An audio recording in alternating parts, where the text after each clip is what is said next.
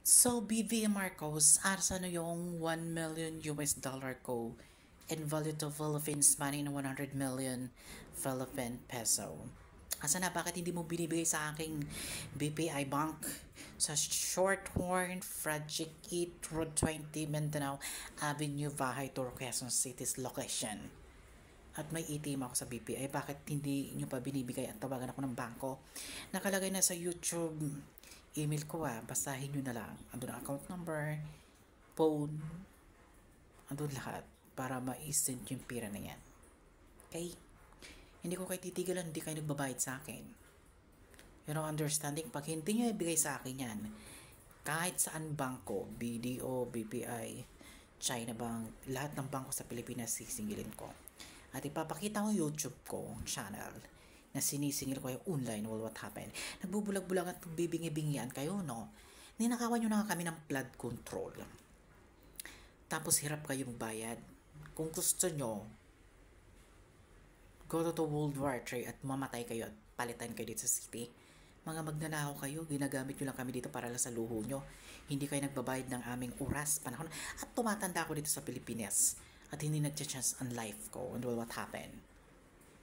I am rich to the God and born in this earth. Pero ang gininanakaw nyo, sinasabi ko sa inyo, Philippine President, pag hindi mo talaga sinik yan, manda ka, huwag mo na paabuti ng bukas o ngayon isend mo ng cash money nang makuha ko kahit paunti-unti kung hindi mo kaya magbayan.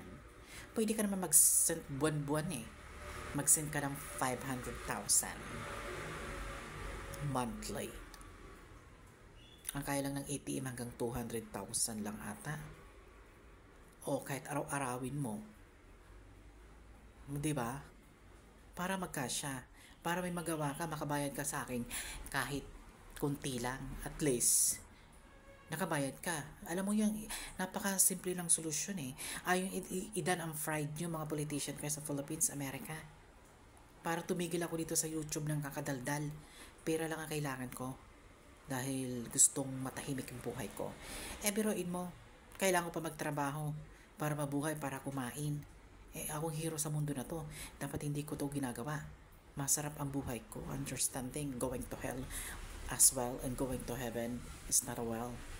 Because the world, sinasamantala nyo kasi, no? Bilis-bilisan nyo, Philippines. Isahin ko pa. At kayo mga Filipino people, World Bank in the Philippines, bakit ayaw nyo sumunod sa inuutos ko? Isa pa kayo Magnanakaw kayo, kasabot kayo sa mga flood control na yan Yung mga bank leader, Colonel Army, police, lahat kayo kasabot dahil kinontrol at hindi kayo nag-investigate at nag-report na yung mga pera bangko rin na deposit ba yan sa mga bangko. Hindi on cash yan, kagaya ng aking pinapagawa to 100 million on cash. Ilalagay sa malita, i-deliver dito sa house ko. Yun. Tapos, bibigyan mo ako ng document na katarungan galing niya sa Amerika. Ayoko nang galing sa nako na pera. Ay, never, kahit billion pa yan, hindi ko yan tatanggapin. Kahit trillion.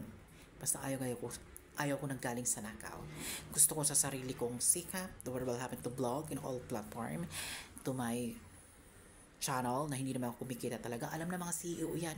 Alam ng mga earning TikTok policy yan. Leader na hindi ako kumukubra sa kanila ng pera at wala akong kinikita.